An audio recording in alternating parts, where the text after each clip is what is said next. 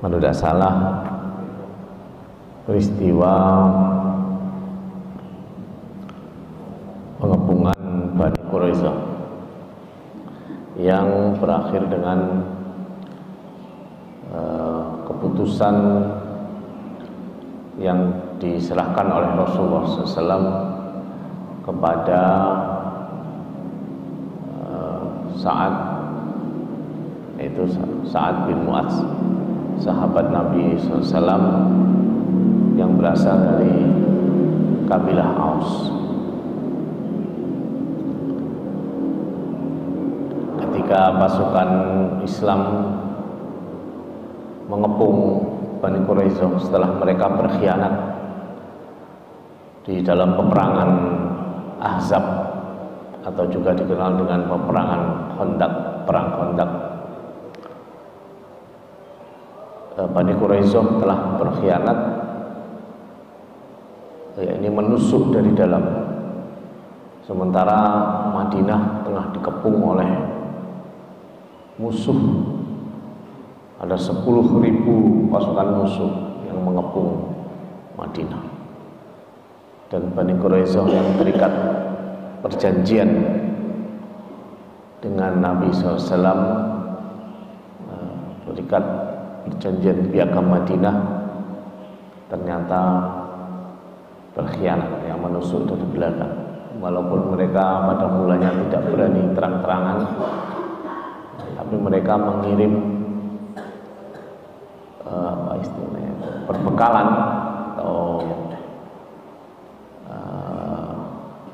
logistik gitu ya, mengirim logistik ke pihak musuh yang sebenarnya sudah mulai kehabisan bahan makanan, karena pasukan yang datang itu adalah datang untuk menyerang, bukan untuk mengepung, sementara mereka terhalang oleh parit. Nah, setelah pengkhianatan itu dan setelah pasukan Khandaq berhasil dikalahkan, yakni Allah menghancurkan perkemahan mereka melalui angin topan, sehingga mereka tidak tahan lagi ya, pulang. Maka malaikat Jibril kemudian mendatangi Rasulullah SAW yang ketika itu hendak melepaskan baju perangnya, agar beliau tidak meletakkan senjata, melainkan langsung menuju ke Bani Quraisyah. Maka berangkatlah pasukan Islam ke sana dan melakukan pengepungan sampai Bani Quraisyah itu menyerah. Setelah menyerah, maka datanglah kaum dari kabilah Aus yang mereka dulunya berteman baik dengan Bani Quraisyah. Seperti kita ketahui, dulunya Bani Quraisyah dan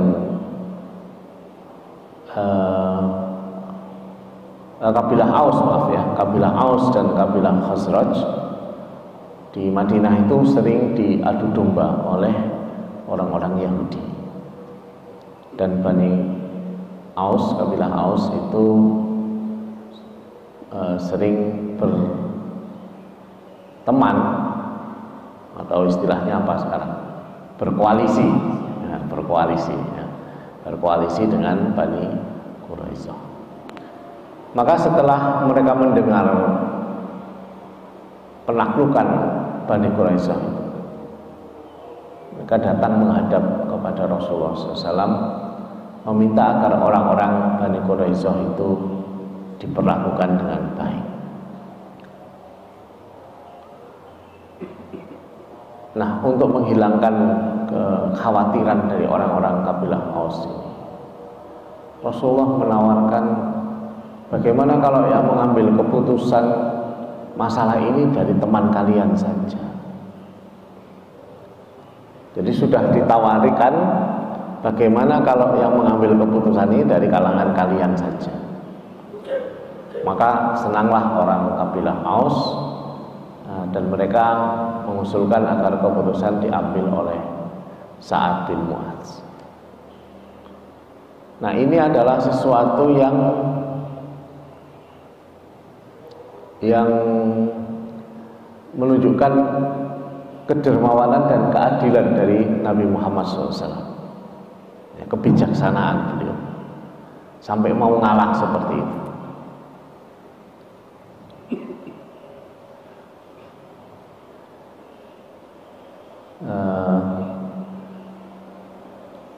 Kemudian didatangkanlah Sa'ad bin Mu'adz dari Bani Aus, dari kabilah Aus. Sa'ad bin Mu'adz itu waktu itu tidak ikut ke Bani Quraisyah karena sedang sakit. Sampai dia itu didatangkan pakai keledai, naik keledai dari kota Madinah ke perkampungan Bani Quraisyah. Kemudian diminta oleh Rasulullah SAW untuk menentukan bagaimana nasib kaum Bani Quraisyah. Kemudian Sa'ad bin Mu'adz itu bertanya, apakah keputusan yang akan diambil itu nanti akan berlaku bagi semua pihak? Dijawab oleh Rasulullah, betul, akan berlaku bagi semua pihak. Nah, yang mengagetkan semua orang, keputusan dari Sa'ad bin Mu'adz adalah semua orang laki-laki yang dewasa harus dihukum mati. Kemudian yang perempuan dijadikan tawanan atau dijadikan budak, dan yang anak-anak kemudian diambil anak oleh orang-orang Muslim, ya, dipelihara oleh orang-orang Muslim dan dijadikan ya anak lah. Kemudian banyak yang dimasukkan Islam. Nah, keputusan ini mungkin bagi kita terkesan sadis gitu ya, wah kejam. Sehingga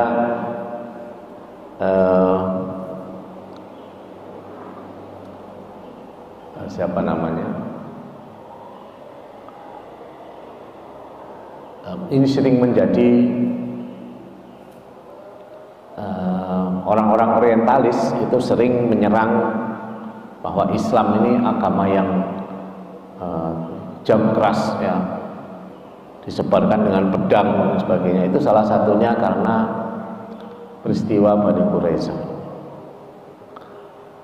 Nah, Rasulullah SAW telah menunjukkan bahwa bukan beliau loh yang mengambil keputusan. Pertama, bukan beliau, karena keputusan sudah diserahkan ke teman mereka. Bagaimana kalau yang mengambil keputusan dari teman kalian saja? Itu kan sudah luar biasa itu, ya. Ternyata temannya mengambil keputusan seperti itu, ya kan, bukan salahnya Rasulullah. Kemudian yang lebih hebat lagi, keputusan itu ternyata persis seperti yang tertuang di dalam kitab Ulangan 20 ayat 10 sampai 14. Ayat 10 sampai dengan 14. Itu kitabnya orang Yahudi. Ya, ini Perjanjian Lama atau dari kitab Taurat. Dan di sana dikatakan bahwa apabila engkau mendekati satu kota untuk berperang melawannya, maka haruslah engkau menawarkan perdamaian kepadanya. Dan itu sudah dilakukan, karena ketika pengepungan Bani Quraisyah dilakukan, Rasulullah SAW mengirim utusan perdamaian, namanya Abu Lubabah.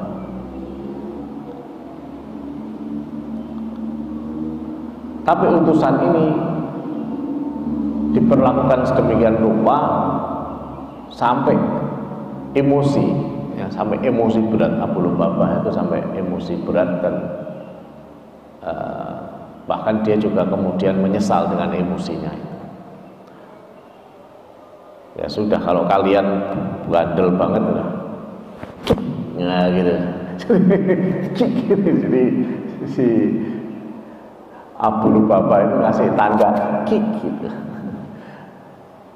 ulang, walaupun akhirnya Abu Lubabah itu menyesal dan bertobat.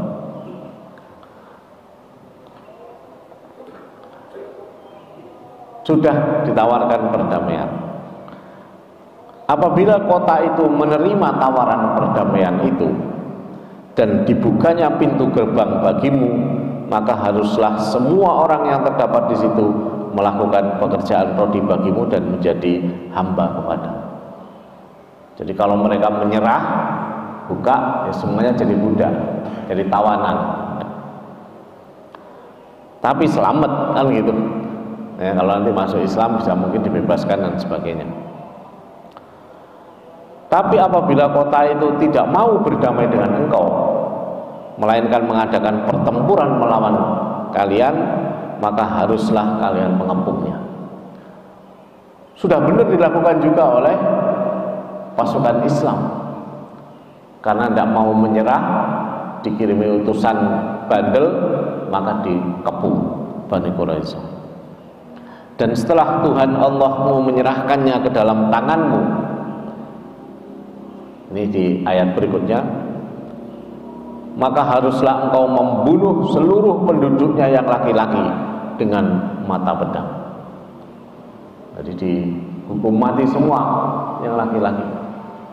Ini ada di dalam kitab Bible, di kitab Ulangan 20 ayat 13.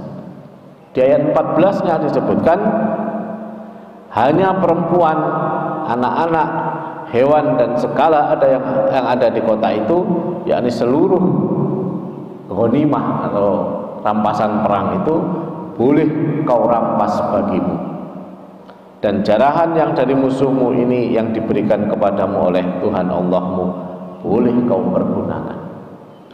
Maka apa yang diputuskan oleh Sa'ad bin Mu'az itu berlandaskan kepada kitab suci kaum Yahudi sendiri. Jadi ada peristiwa lucu di barat itu yang terjadinya juga baru-baru ini. Ada sekelompok pendakwah muslim itu, tapi dengan pakaian yang biasa, dengan penampilan biasa, itu membacakan ayat ini, terus bertanya kepada publik secara umum, tapi nggak disebutkan itu dari mana asalnya, tapi dibacakan saja. Bagaimana kalau ada kitab suci isinya seperti ini? Wah, dibacakan ke orang-orang, kan orang-orang barat kan sensitif begitu ya kalau disebut ungkapan-ungkapan seperti ini kan.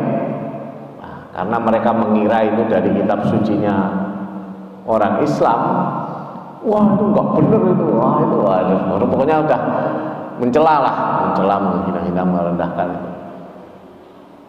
Tahukah begitu sudah selesai dia mencela-cela, tahukah kalian ini ada di dalam kitab suci kalian? Ada di dalam Bible gitu. Masa sih gitu? Itu menunjukkan mereka itu tidak ada yang baca Bible sampai khatam itu. Ini ada dalam kitab suci kalian loh.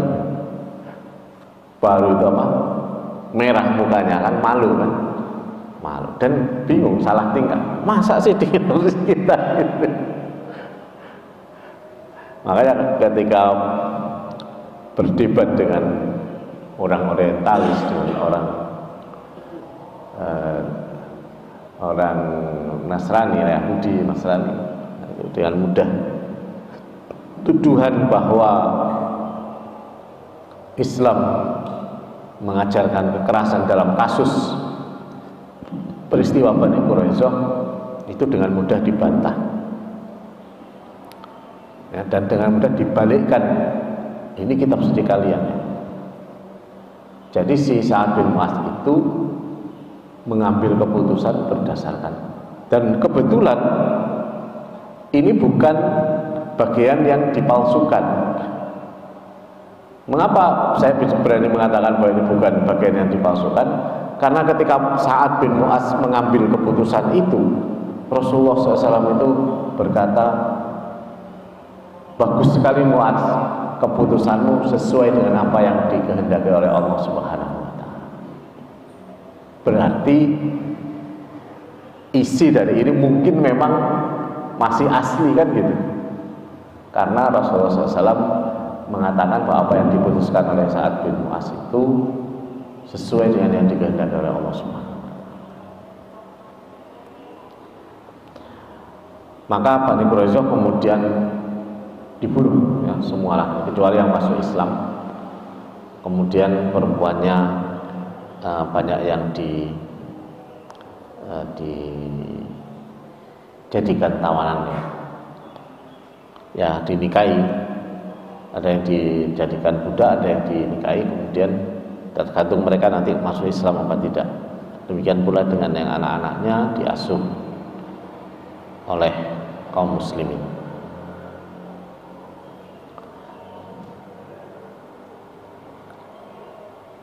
Nah, hadirin rahimakumullah, itu adalah pelajaran besar yang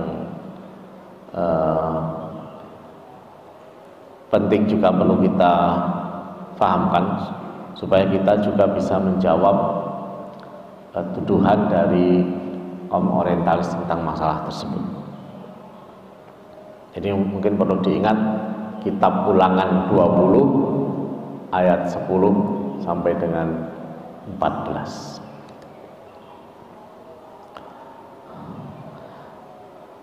Nah,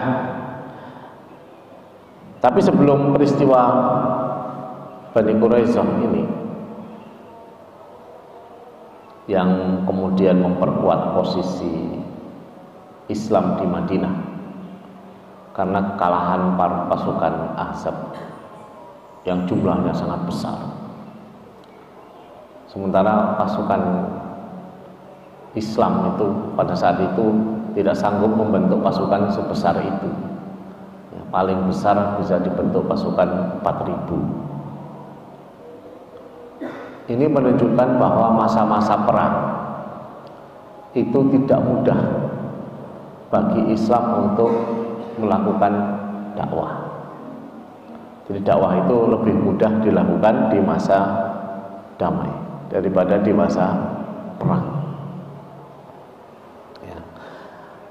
Tapi sebelum sampai ke sana, kita cerita dulu tentang apa yang terjadi di tahun ketiga Hijriah di luar peristiwa perang, yakni Rasulullah SAW itu menikah dengan istri beliau yang berikutnya, yakni bernama Ummu Salamah. Ummu Salamah ini termasuk as-sabiqun al-awwalun, termasuk golongan yang awal masuk Islam bersama dengan suaminya. Ya, suaminya itu ya Abu Salamah, ya. Ummu Salamah itu punya suami namanya Abu Salamah.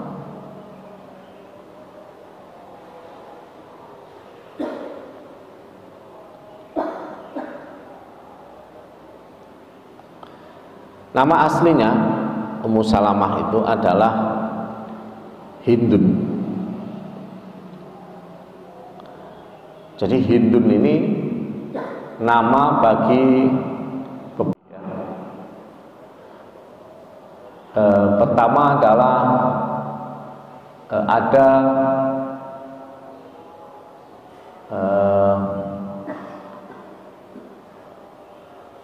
istrinya Abu Sufyan, itu namanya juga Hindu, yakni orang yang menugaskan Wahsy untuk membunuh Hamzah pemenang. Itu namanya juga Hindun. Tapi Hindun ini kemudian masuk Islam. Ya, jadi dia orang yang mengambil jantungnya Hamzah itu masuk Islam akhirnya. Karena itu kita tetap, Islam itu tetap memberi kesempatan. Itu kalau kita gambarkan itu betapa buruknya dia ketika kafir itu ya, betapa buruknya dia ketika kafir. Ternyata masih dapat kesempatan masuk Islam dan diampuni oleh Nabi SAW.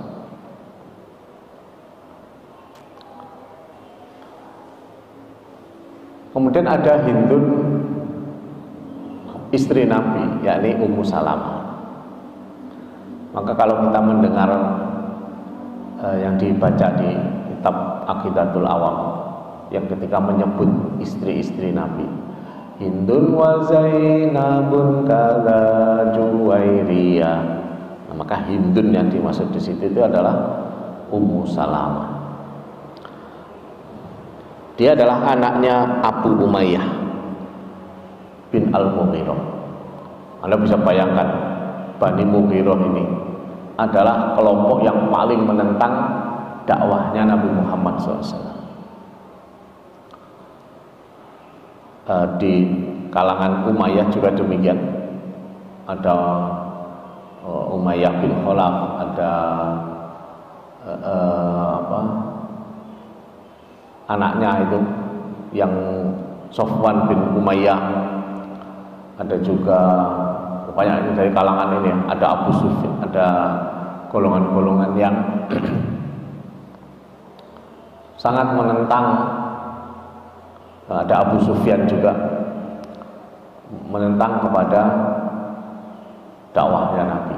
Tetapi di kalangan mereka ada juga yang beriman, yakni hanya beriman di awal-awal, bukan di akhir. Kalau di akhir-akhir banyak ya, di awal-awal, yakni diantaranya adalah Hindun ini, Hindun binti Abi Umayyah. Ini adalah as-sabiqun al-awwalun, bersama dengan suaminya ya. Nah, suaminya itu dari Bani Makhzum, dari Bani Makhzum. Namanya adalah Abdullah bin Abdul Asad. Abdullah bin Abdul Asad bin Makhzum Al-Qurashi. Sebenarnya kalau diurut ke atas, karena mereka masih satu kampung, memang biasanya masih satu nasab gitu ya. Tapi ini dari Bani Makhzum. Dan Abu Salamah ini atau Abdullah bin Abdul Asad itu masih terhitung sepupu dengan Rasulullah SAW. Sepupu dari mana? Karena ibunya, ya ini istrinya Abdul Asad, itu adalah bibi Nabi. Ya, bibi Nabi yang namanya adalah Barroh. Barroh binti Abdul Muthalib. Abdul Muthalib punya anak perempuan namanya Barroh. Anaknya banyak ya. Maka Barroh juga nama bagi banyak wanita, karena ada juga nanti istrinya Nabi namanya Barroh. Hanya namanya kemudian diganti oleh Nabi. Ya, namanya Barroh kemudian diganti oleh Nabi. Diganti menjadi Zainab.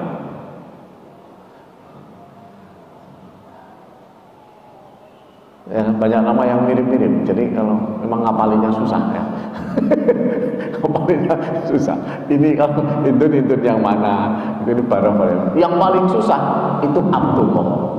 Saking banyaknya nama Abdullah. Ya kan? Bapaknya Nabi Abdullah, anaknya Nabi Abdullah. Ya.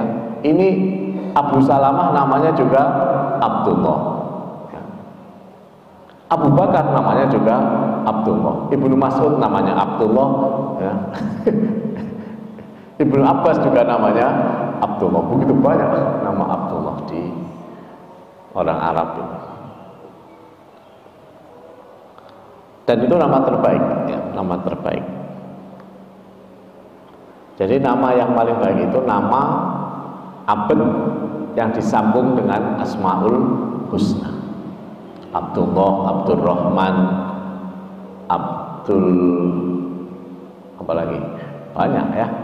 Abdus Salam, Abdus Syakur, Abdul Ghafur, dan lain-lain. Kemudian nama yang menggunakan nama Muhammad, ya. Muhammad apa gitu ya. Muhammad Daud gitu ya. Ini pakai Muhammad juga bagus, baik. Nah, Abu Salamah dan Ummu Salamah ini hijrah ke Habasyah. Pada waktu terjadi hijrah ke Habasyah, mereka juga hijrah ke Habasyah karena mereka juga menderita, ditekan di Madinah. Dan di sana mereka punya anak, anaknya diberi nama Salamah. Nama Salamah. Maka bapaknya yang tadi namanya Abdullah kemudian dikenal dengan nama Abu Salamah. Istrinya yang namanya Hindun kemudian dikenal dengan nama Ummu Salamah. Jadi bapaknya Salamah sama ibunya Salamah, bapaknya Salamah dan ibunya Salamah. Dan ketika hijrah ke Madinah, mereka juga berangkat hijrah. Tapi kalangan Bani Makhzum itu tidak terima hijrahnya kalangan Bani Umayyah tadi ya, Bani Mughirah tepatnya, Bani Mughirah. Kalau diurut ke atas lagi lebih tinggi lagi, Bani Mughirah. Bani Mughirah itu tidak terima Ummu Salamah ini ikut suaminya, sehingga suaminya hijrah lolos, istrinya tidak boleh pergi. Ummu Salamah ditahan. Yang lebih parah lagi, Ummu Salamah ditahan oleh Bani Mughirah. Bani Makhzum merebut anaknya. Akhirnya pisahlah tiga ini. Bapaknya di Madinah, ibunya ikut kaumnya, anaknya ikut kabilah bapaknya. Dah gak karu-karuan. Ya, betapa berat perjuangan umat Islam di masa itu. Ya, kita perjuangan kita tidak ada apa-apanya. Tidak ada apa-apanya. Kita bisa bayangkan kayak apa penderitaan dari Ummu Salamah. Setahun Ummu Salamah itu terpisah seperti itu sampai dengan tahun kedua Hijriah. Dan hampir tiap hari dia itu pergi ke perbatasan Mekah, ya, menangis karena rindu kepada suaminya. Sampai akhirnya ada saudaranya dari kalangan Bani Mughirah, saudaranya Ummu Salamah, nggak tega, tidak tega, kemudian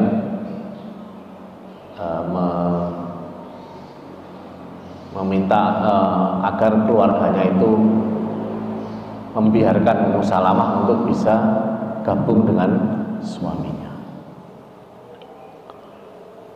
Bukan hanya itu, dia juga meminta agar mereka mengumpulkan kembali Ummu Salamah dengan anaknya, yakni Salamah itu tadi.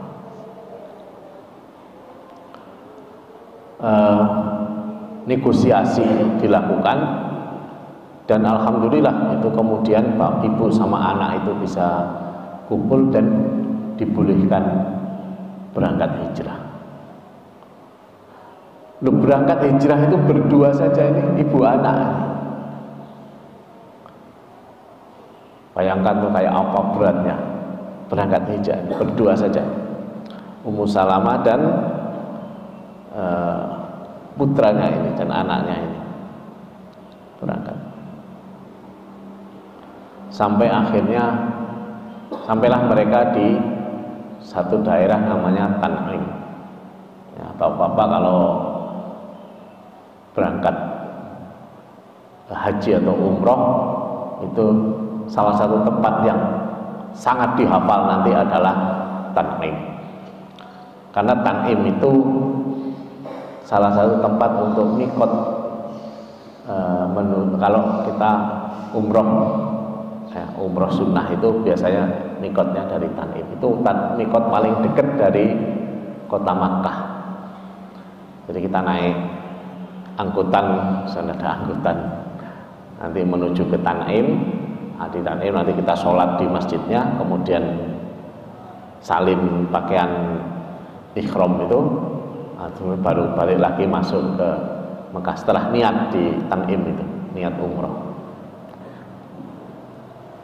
Jadi mikot itu batas untuk memulai niat ibadah umroh atau haji, itu namanya mikot. Nah di Tan'im dia ketemu dengan orang namanya Utsman bin Tolha. Utsman bin Tolha ini nanya mau kemana? Mau ke Madinah. Berdua saja? Iya, berdua saja. Naik apa? Jalan kaki. Kayak apa tuh? Akhirnya Utsman ini nggak tega. Wah, kalau begitu janganlah, kasihan. Kayaknya kamu ini nggak pantas dibiarkan sendiri. Maka Utsman bin Tolha bin Abi Tolha ini kemudian ngantar Ummu Salamah sampai ke Madinah. Ya, di Madinah dia berkumpul kembali dengan suaminya. Nah, dengan suaminya itu kemudian Ummu Salamah itu punya anak lagi. Punya anak lagi.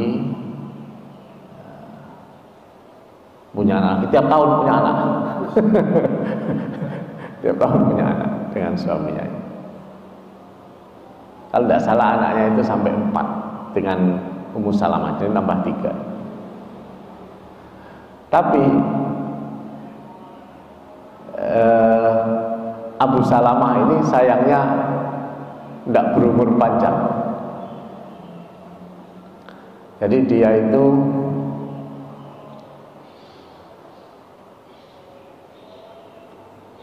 ikut perang Badar.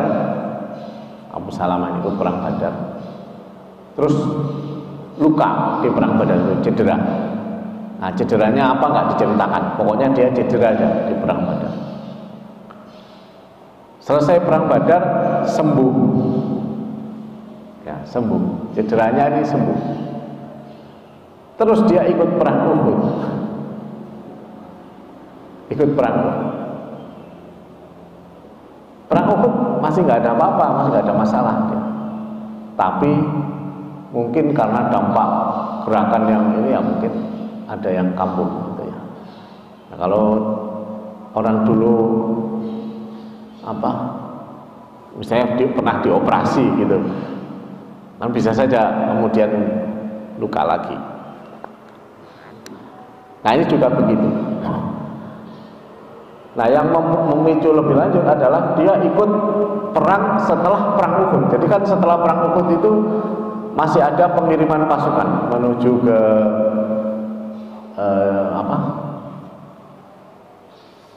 ada pengiriman pasukan untuk memadamkan pemberontakan gitu, setelah terjadinya perang Uhud. Nah di situ sakitnya kambuh lagi. Nah, sampai di Madinah itu di tahun ketiga Hijriah. dia itu wafat, suaminya. Nah itu Ummu Salamah itu sedang mengandung anak yang keempat. Ya, jadi kayak apa dong beratnya perjuangan dari Ummu Salamah ya, sampai dia punya anak-anak. Maka salah satu yang diperintahkan oleh Allah Subhanahu wa taala kepada Nabi SAW adalah menyantuni janda ini, yakni Ummu Salamah, yang adalah janda dari sepupu Nabi, yakni Abdullah bin Abdul Asad, yang anaknya Barroh binti Abdul Muthalib. Itu kalau diurut begitu ya. Maka Rasulullah SAW kemudian melamar Ummu Salamah. Ya, jadi ketika dilamar itu dia bertanya, ya Rasulullah, siapa saya ini? Ya, saya ini kayaknya siapa saya ini kok berani menolak engkau, ya pasti menerima begitu. Tapi ada masalah ya Rasulullah. Pertama, saya ini pencemburu. Sudah gitu cinta mati sama suami yang pertama itu, sama Abu Salamah. Tapi ini juga sebenarnya berkat dari doanya Abu Salamah. Jadi ada riwayat yang mengatakan yang berdoa itu Abu Salamah, ada riwayat lain yang mengatakan yang berdoa itu Ummu Salamah. Tapi kayaknya riwayat yang mengatakan yang berdoa itu Abu Salamah kayaknya lebih kuat. Jadi ketika Abu Salamah itu menjelang wafat, dia pesan sama istrinya, kamu tidak perlu harus menjanda lama, kalau perlu nikah lagi aja, kata Abu Salamah. Nggak bisa, kata Ummu Salamah, nggak bisa, tak ada lelaki sebaik engkau. Jadi Ummu Salamah ini cinta mati sama Abu Salamah. Kemudian Abu Salamah itu membacakan doa, ya Allah, kalau aku wafat, kalau aku meninggal, maka berikanlah bagi istriku ini suami yang lebih baik daripada diriku. Wah, susah banget itu bayangin Ummu Salamah itu ya. Jadi didoakan. Nah kalau riwayatnya mengatakan yang berdoa itu Ummu Salamah, ya Allah berikan aku suami yang lebih baik daripada Abu Salamah. Atau mungkin dikombinasikan riwayatnya. Kombinasinya gimana?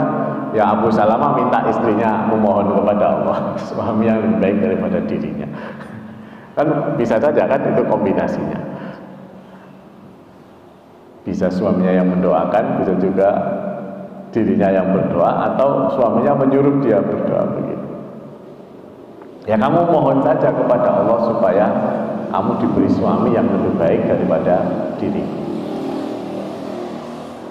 Maka itulah alasan yang disampaikan oleh Ummu Salamah kepada Rasulullah, bahwa saya sudah pernah bersuami, kempangannya gitu.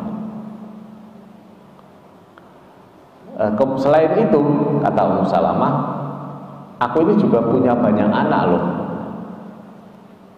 Ya kan dia punya anak sampai 4 kalau nggak salah dengan Abu Salamah. Maka dijawab oleh Rasulullah SAW, ya tidak apa-apa ya, kalau perkara kamu pencemburu, insya Allah nanti Allah hilangkan hal itu dari dirimu ya. Kalau perkara kamu punya anak banyak, ya anak-anakmu ya juga jadi anak-anakmu, kata Nabi SAW. Nabi dengan Ummu Salamah. Nah, Ummu Salamah itu wanita yang istri Nabi, termasuk istri Nabi yang paling banyak meriwayatkan hadis. Ada 600 lebih hadis, 500 lebih, mungkin 600 lebih hadis yang berasal dari Ummu Salamah. Ya, karena beliau ini orang yang istri Nabi yang termasuk hidupnya panjang. Sebagaimana juga Sayyidah Aisyah radhiyallahu anha. Jadi umurnya Ummu Salamah ini cukup panjang. Karena beliau ini sebagaimana saya ceritakan di mungkin 2 minggu yang atau 2 bulan yang lalu ya, ketika cerita tentang Al-Husain, kan Nabi itu nitipkan botol yang isinya pasir Karbala kepada Ummu Salamah.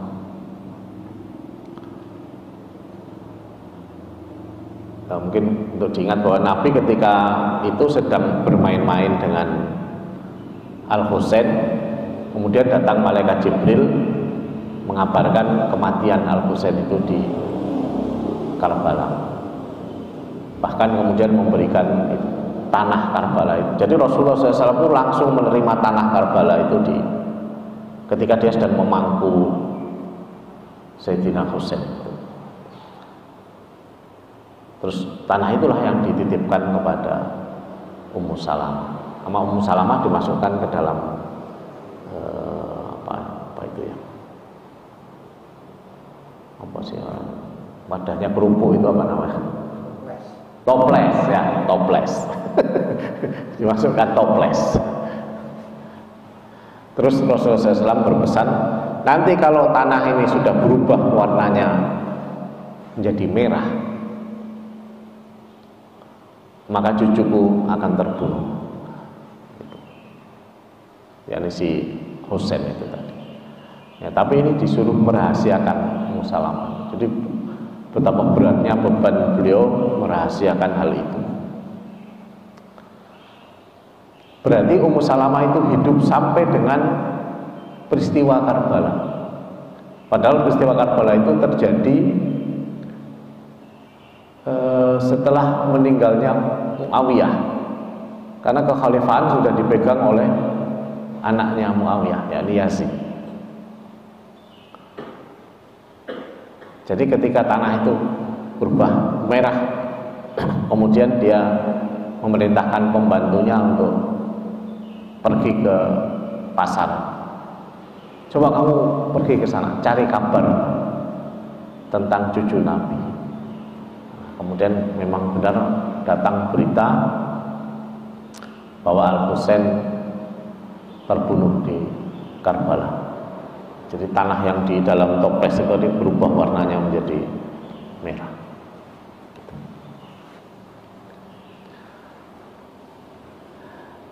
Nah, karena umurnya panjang inilah, maka berita tentang Rasulullah itu banyak ditanyakan kepada Ummu Salamah ini oleh para sahabat. Nah, para sahabat itu kan rajin nanya, gimana Rasulullah, gimana ini itu kok.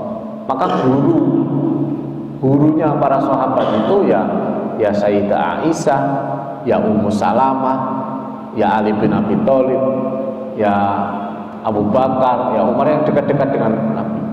Juga si siapa? Anas bin Malik, pembantu Nabi SAW, Zaid, dan yang lain itu dari, maka hadis yang berasal dari Ummu Salamah ini cukup banyak, ya, cukup banyak.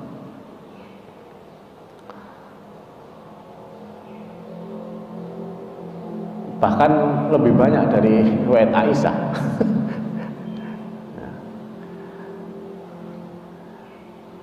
Nah, Sayyidah Aisyah sendiri, tapi Sayyidah Aisyah itu lebih menjadi guru daripada Ummu Salamah. Jadi dia, karena Sayyidah Aisyah ini bukan hanya menyampaikan hadis, tapi juga seperti guru fikih. Jadi dia menyampaikan hukum, ceritakan kesimpulan hukum dari Quran dan hadis. Itu yang namanya fikih. Jadi jangan campur adukkan ini ya, Ya, ada bagiannya sendiri-sendiri pengetahuan itu. Terminologinya juga beda-beda. Kalau Sayyidah Aisyah itu ahli fikih, ya, karena dia banyak menyimpulkan hukum. Kalau Ummu Salamah itu ya hanya menyampaikan berita saja, menyampaikan. Kalau ditanya dia jawab, Rasulullah pernah begini, Rasulullah saya tanya begini, jawab begini, Rasulullah, hanya begitu, tidak sampai ke kesimpulan hukum.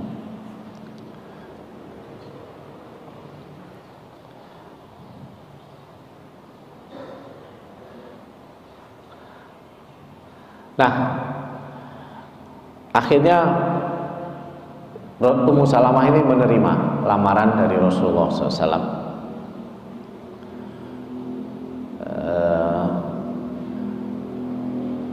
Dia sebenarnya ada satu lagi yang disampaikan kepada Nabi. Aku ini pencemburu, aku ini sudah tua, gitu, karena sudah berumur, dan itu anaknya banyak. Maka kata Nabi SAW, perkara cemburu itu nanti ya insya Allah dihilangkan oleh Allah Subhanahu wa Ta'ala. Perkara kamu sudah tua, ya saya juga sudah tua, kan. Kamu berumur apalagi saya, kata Nabi, saya lebih berumur lagi. Kemudian perkara anak-anakmu ya jadi anak-anakku lah. Lamaran Nabi ini disampaikan di tahun keempat Hijriah, dan mereka menikah. Wali yang menjadi wali nikahnya itu adalah anaknya Ummu Salamah. Jadi yang menjadi wali nikahnya itu anaknya Ummu Salamah, yang bernama Salamah. Jadi jangan dikira Salamah ini perempuan, tidak ya. Salamah itu laki-laki.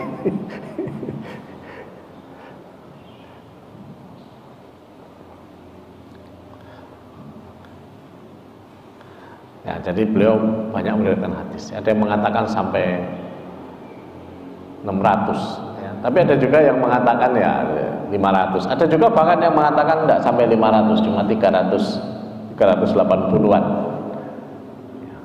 Ya mungkin nanti tergantung ngitungnya. Karena biasa memang boleh jadi yang sedikit itu yang lebih akurat. Karena kadang-kadang banyak hadis itu sama gitu ya, sama tapi ditulis 2 kali. Misalnya di bab ini ditulis, nanti di bab satu lagi ditulis lagi, padahal hadisnya sama. Ya mungkin tidak sampai 600 lah. Nah, Ummu Salamah ini orang yang pernah bertanya tentang jihad. Ya Rasulullah, enak banget tuh, ya. Apa namanya, laki-laki, katanya enak banget laki-laki, mereka bisa jihad, perempuan tidak bisa jihad. Boleh nggak perempuan ikut jihad? Gitu. Itu dijawab 2 ayat. Bayangkan jawabnya itu 2 ayat. Ayat yang pertama itu surah An-Nisa ayat 32. Ya, surah An-Nisa ayat 32. Saya bacakan aja surah An-Nisa ayat 32 ya. A'udzubillahi minasyaitonirrajim. Bismillahirrahmanirrahim. Wala tatamannau ma faddalallahu bihi ba'dakum 'ala ba'd. Dan janganlah kamu iri hati terhadap apa yang dikarenakan Allah kepada sebagian kamu lebih banyak dari sebagian yang lain. Janganlah ngiri, dah ada bagiannya sendiri-sendiri. Lirijali nasibum mimma iktasabu. Bagi orang laki-laki, ya, ada bagian apa yang mereka usahakan. Walin nisa'i nasibum mimma iktasabu. Dan bagi perempuan pun ada bagian apa yang mereka usahakan. Was'alullaha min fadlih. Mohonlah kepada Allah dari karunia-Nya. Innallaha kana bikulli syai'in alima. Sungguhnya Allah atas segala sesuatu itu Maha mengetahui. Ya. Jadi tidak boleh ngiri. Memang begitu, laki-laki punya jatah jihad. Perempuan juga punya bagiannya untuk amal kebaikan. Sebenarnya kalau boleh ngiri gitu ya, laki-laki juga ngiri sama perempuan itu kan. Gampangnya perempuan tidak wajib jihad, tidak wajib perang. Laki-laki wajib perang kalau terjadi perang, laki-laki dewasa. Nah kan enak banget perempuan gitu kan. Nah perempuan itu kalau dia hamil itu pahalanya besar sepanjang kehamilannya. Dan kalau dia melahirkan, wafat ketika melahirkan, nantinya mati syahid. Sama saja, ada bagian perjuangan dari perempuan, ada bagian perjuangan dari laki-laki. Ya orang kan tidak mesti gitu. Maka dijawab dengan seperti itu. Tapi perempuan tidak dilarang ikut perang, tidak dilarang. Buktinya di perang Uhud ada perempuan yang ikut perang, sebagaimana sudah kita ceritakan. Bahkan yang lebih jelas lagi itu perang Jamal, ya, karena Sayyidah Aisyah ikut di perang Jamal.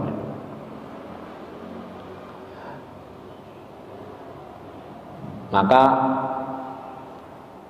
turun juga surah Ali Imran ayat 195. Fastajaba lahum rabbuhum anni la udhi'u amala 'amilin minkum min dzakarin aw untha ba'dukum min ba'd falladina hajaru wa ukhriju min diyarihim wa udhu fi sabili wa qatalu wa qutilu la ukaffiranna 'anhum sayyi'atihim wa la udkhilannahum jannatin tajri min tahtihal anhar thawaban min 'indillah wallahu indahu husnus shawab. Fastajaba lahum rabbuhum, maka Allah menjawab permohonan mereka itu, anni la udhi'u amala amilin minkum min dzakarin aw untha. Sungguhnya aku tidak menyia-nyiakan amal seseorang di antara kalian yang beramal min dzakarin aw untha, baik perempuan maupun baik laki-laki maupun perempuan. Jadi boleh perempuan ikut perang, boleh. Ba'dukum min ba'd. Memang sebagian kamu, sebagian yang lain, maksudnya ada bagiannya sendiri-sendiri gitu. Falladina hajaru wa ukhriju, maka orang-orang yang berhijrah, wa ukhriju min diyarihim, yang diusir dari kampung halamannya, wa udhu fi sabili, dan yang disakiti, menderita pada jalanku, wa qatalu, mereka berperang, wa qutilu, dan yang terbunuh dalam peperangan, la ukaffiran anhum sayyi'atihim, ku hapuskan kesalahan-kesalahan mereka, wa la udkhilannahum jannatin tajri min tahtihal anhar, dan pasti aku masukkan mereka ke dalam surga yang mengalir sungai-sungai di bawahnya, thawaban min indillah, sebagai pahala dari sisi Allah. Wallahu indahu husnus shawab, dan di sisi Allah itu pahala yang terbaik. Jadi penderitaan yang dialami oleh Ummu Salamah pada waktu berhijrah itu juga diberi pahala, ya. Dan bahkan dijanjikan di sini, karena dia termasuk orang yang berhijrah, diusir dari kampung, disakiti di jalan Allah, yakni terpisah dari suaminya, kemudian terpisah dari anaknya, kemudian berjuang hijrah sendiri sampai ditolong orang, itu dijanjikan dihapuskan dosa-dosanya oleh Allah Subhanahu wa taala dan dimasukkan ke dalam surga. Jadi tidak perlu khawatir dengan masalah pahala, karena ada jalan pahala masing-masing. Karena itu jalan-jalan keselamatan itu tidak disebut satu, tapi disebut subulus salam. Jadi jalannya itu memang banyak. Maka kita janganlah kita memaksakan semua orang jalannya sama dengan kita, cara selamat kepada akhirat itu. Boleh jadi ada orang yang diselamatkan oleh Allah karena dia sabar dalam penderitaannya, sabar dalam kefakirannya, sabar dalam sakitnya. Misalnya karena oleh Allah diberi cacat, sabar dalam cacatnya, udah jatahnya surga aja. Orang diberi buta, sudah ahli surga itu, sudah 90% ahli surga. Orang yang cacat itu, asal dia beriman, asal dia sabar dengan cacatnya itu. Artinya dia tidak perlu beramal yang berat-berat kayak orang normal gitu. Sabarnya dia atas cacatnya saja itu sudah melampaui pahala orang-orang yang beramal. Orang yang beramal aja belum tentu diberi pahala. Dia sabar aja udah pasti dapat pahala. Ada juga orang yang diselamatkan Allah karena belas kasihnya, karena rasa welas kasihnya. Jadi dia tidak tegaan. Ada orang tidak mampu ditolong, ada binatang sakit diobati, ada karena belas kasihnya itu. Ada janji Allah juga begitu. Irhamu man fil ard yarhamukum man fis sama. Kalau kalian bisa belas kasih kepada makhluk yang ada di bumi ini, maka Allah belas kasih pada kalian. Dan juga makhluk-makhluk Allah di langit semua belas kasih pada kalian. Ada juga orang yang selamat karena sedekahnya. Ya, karena dia kaya tapi dia ahli sedekah. Kaya ahli sedekah. Jadi sedekahnya itu selamat dia. Ada orang selamat karena hobinya memasukkan orang ke dalam Islam, dakwah dia tentang Islam, berdialog dengan orang-orang lain. Selamatnya di situ. Ada juga orang selamat karena rajin tahajud. Ada juga orang, jadi macam-macam. Tidak perlu orang dipaksa sama semua. Semua harus ahli tahajud, tidak harus begitu. Jalan-jalan keselamatan itu banyak. Dan semua diberikan oleh agama ini. Rasulullah tinggal memberi contoh saja. Kita suruh contoh semua seperti Rasulullah tidak akan sanggup. Tidak akan sanggup ya. Kayak apa beratnya perjuangan Nabi itu, kayak gitu tidak sanggup kita ya.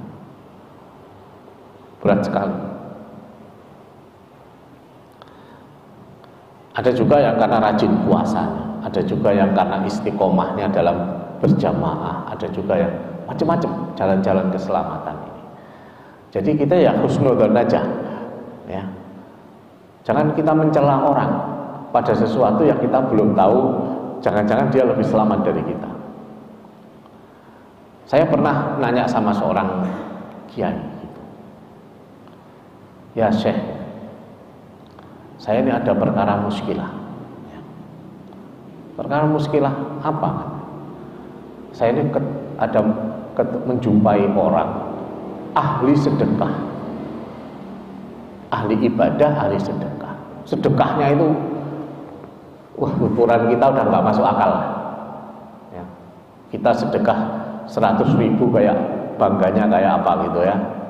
Sedekah 1 juta sebulan misalnya, itu bangganya kayak apa. Ini orang sedekahnya per bulan itu miliaran per bulan, mungkin per minggu miliaran sedekah. Anak yatim yang disantuninya, wah nggak terhitung. Terus problemnya apa? Nah ini saya tutup ini ya.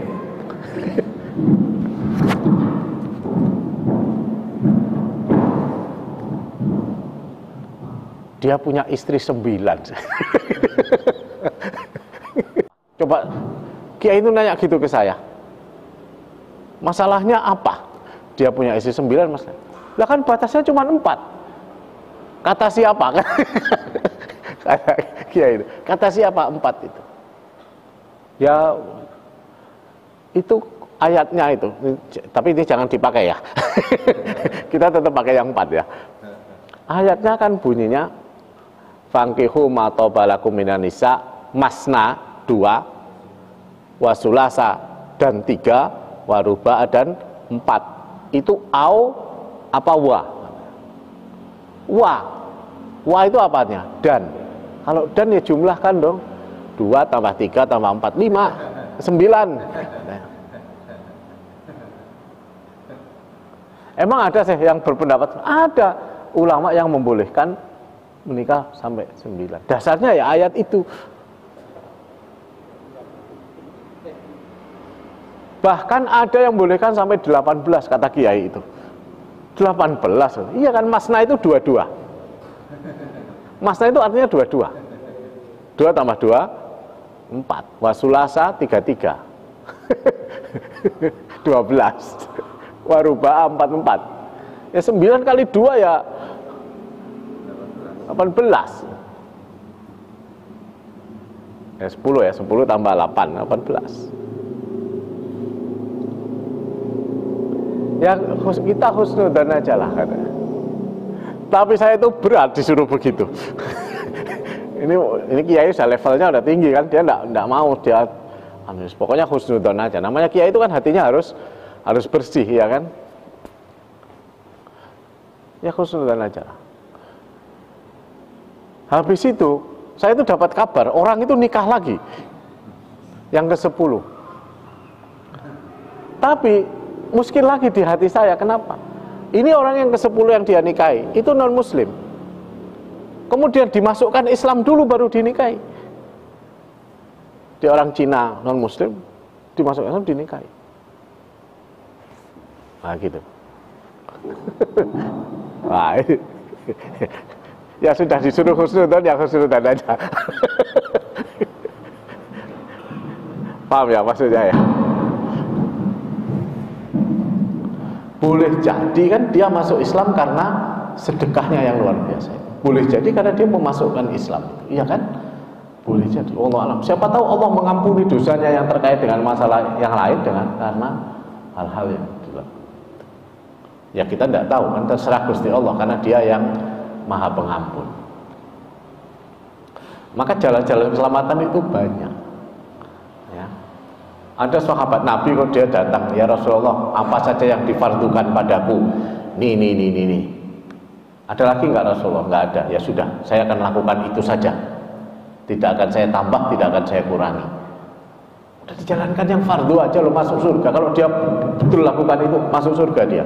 Masuk surga. Nggak perlu amalan sunnah. Tapi istiqomah dia jalan. Jadi agama ini jangan dipaksa untuk jadi berat. Ya, agama ini bukan sesuatu yang berat. Dan jalan-jalan keselamatan itu banyak.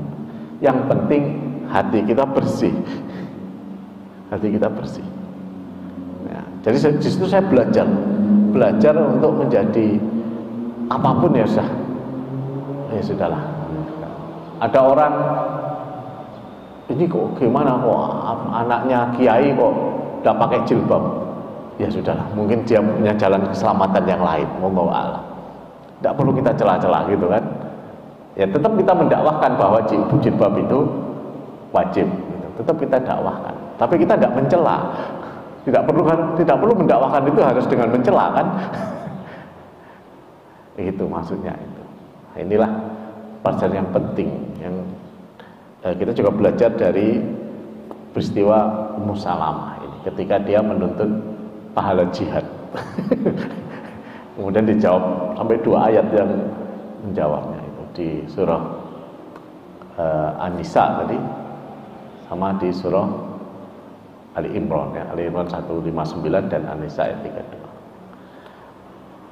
Baik, mungkin ada 1-2 pertanyaan, silakan.